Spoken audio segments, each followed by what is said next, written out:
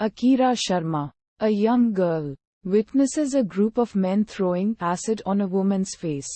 She helps the police catch one of the criminals, and is therefore harassed by the accused who slash her face out of revenge, giving her a scar. Subsequently, her father enrolls her in a self-defense class.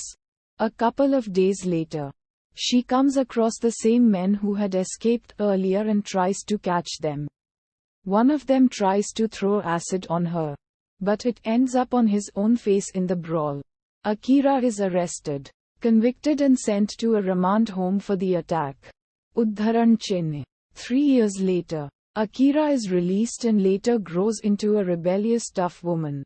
When she starts going to college, her brother comes to pick her mother and her, and hence she moves from Jodhpur to Mumbai.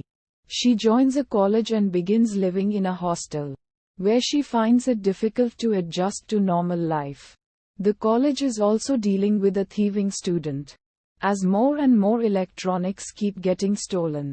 When a corrupt and drunk on power police officer, ACP Rane, hits an elderly college professor with his car and then beats him up, the college students take out a massive protest. The protests turn violent. However, Akira patiently waits to hand over their petition to the commissioner. Udharan. A couple of days later, Rane goes to help a car crash victim but robs and kills him. When he finds loot in his trunk, his girlfriend, Maya, who is in the same college as Akira, secretly records his conversation about evidence disposal. Her bag with the camera is, however, stolen, and someone starts blackmailing Rane. Suspecting Maya, he brutally kills her. Despite his insistence, the case is handled by SP Rabia, who suspects Maya's murder. Meanwhile, the college announces that they will pardon the electronic thief if they return all the stolen items anonymously. Akira finds a bag full of stolen items, including the camera, in front of her dorm.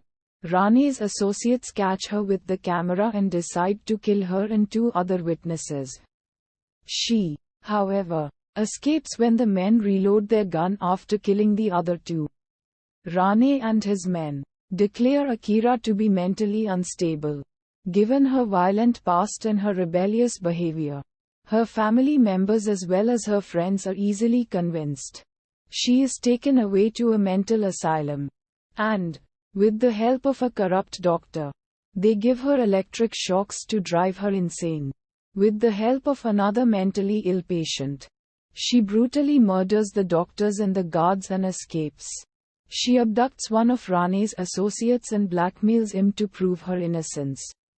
Rane, however, traces her hideout and attacks it. Rabia, with an arrest warrant for Rane, arrives and seizes all the arms but is stopped by the commissioner. As the car crash victim was the brother of a major politician, something which will lead to riots if the news of his murder breaks out. Rane gets back the charge, and the commissioner orders him to take Akira to a mental asylum. Helpless, Rabia leaves but quietly carries along the seized arms, leaving those inside unarmed. Akira easily kills Rane and his associates in hand-to-hand combat and then goes back to the mental asylum, completely sane. She is released 3 months later. In the end, she starts living her late father's life in Jodhpur and is living peacefully there teaching deaf children.